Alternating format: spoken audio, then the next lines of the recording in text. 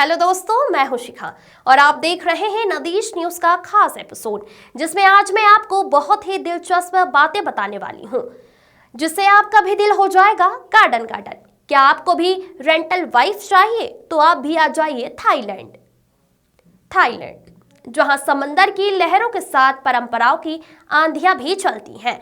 Thailand की खूबसूरती और वहां की खासियतों के बारे में आप शायद पहले से ही जानते होंगे, लेकिन क्या आपको पता है कि यहाँ प्यार भी किराए पर मिलता है? जी हाँ, आप सही सुन रहे हैं।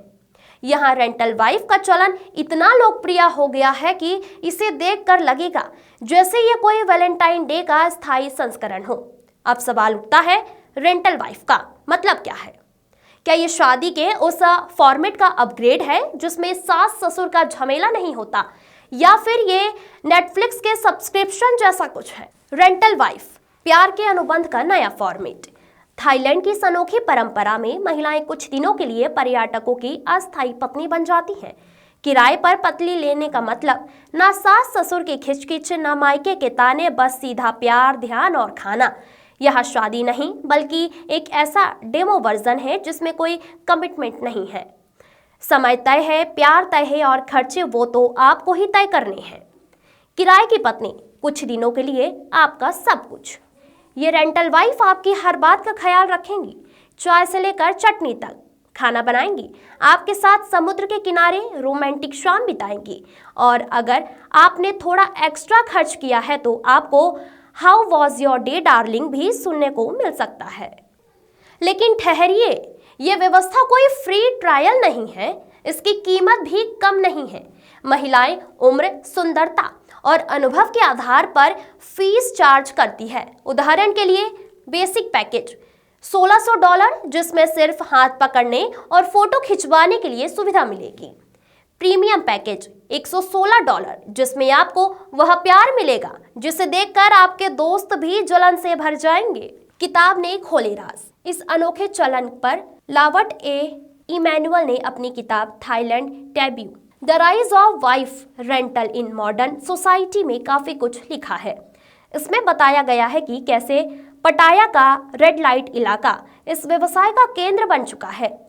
किताब में एक किस्सा है कि एक विदेशी पर्यटक ने अपनी रेंटल वाइफ को इतना सीरियसली ले लिया कि उसे अपनी माँ से मिलवाने ले गया। माँ ने पूछा, ये कौन है? तो उसने जवाब दिया, माँ, ये मेरे साप्ताहिक सपने की हकीकत है। इस व्यवस्था के फायदे और नुकसान। फायदे, कोई झगड़ा नहीं, रिश्ते का अंत तय तारीख पर हो जाता है। रोमांस का ग्लोबल अनुभव। नुकसान, आपकी जेब का वजन तेजी से कम हो सकता है। अगर असली प्यार हो गया तो इसे पैकअप करना मुश्किल हो सकता है।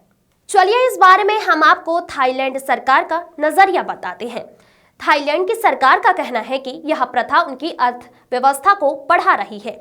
हालांकि इसे विनियमित करने के लिए कानून बनाने पर भी विचार किया जा रहा है, लेकिन सवाल यह है कि क्या यह प्यार का व्यापार है या व्यापार में प्यार का तड़का? मैं अब आपको किसी की निजी राय के बारे में बता रही हूँ, यानी पर्सनल टच। अगर मुझे कभी रेंटल वाइफ लेने का मौका मिलता तो मैं सोचता, क्या इसे पिज्जा के साथ फ्री डिलीवरी का ऑफर मिलता है? लेकिन सच्चाई यह है कि असली रिश्ते पैसों से नहीं खरीदे जा सकते हैं। हाँ, यह व्यवस्था उन लोगों के लिए मजेदार हो सकती है जो अपने रिश्तों में सिर्फ रोमांच चाहते हैं।